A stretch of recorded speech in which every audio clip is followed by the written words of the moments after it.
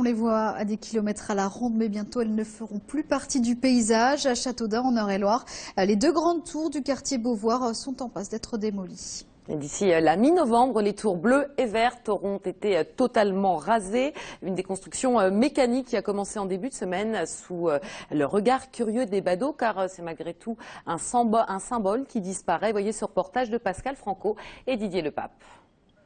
Pour les badauds qui se pressent autour du chantier, pas de chance. Ce matin-là, l'appel de démolition a un petit souci mécanique. Son action sur le bâtiment, en seulement 2 jours, est pour le moins impressionnant. Dans la foule, certains ont habité la tour bleue.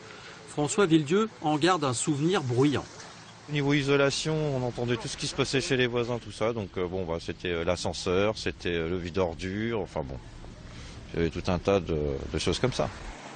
Le bruit, ce n'est pas la seule raison qui a fait choisir la déconstruction plutôt que la réhabilitation. Il aurait fallu qu'on les rende moins énergivores et le coût aurait été phénoménal. Ça, c'est une des premières raisons. La deuxième raison, c'est que les types de logements, c'était essentiellement des types 2 et des types 3 et que les personnes ne demandaient plus à venir dans les tours.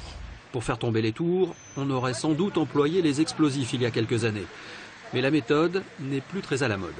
Déplacer la population, aujourd'hui on essaie d'éviter ça en mettant en place ce nouveau procédé qui est la démolition mécanique.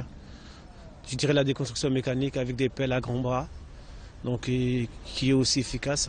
Dans un mois, la tour bleue et la tour verte ne seront plus qu'un souvenir pour les Dunois. Comme pour Francis Lenoir, qui a vu la construction des tours à la fin des années 60. C'est le modernisme, tout ça, il faut que ça change, faut que tout change. Qu'est-ce que vous voulez, on n'y peut rien dans tout ça. Hein.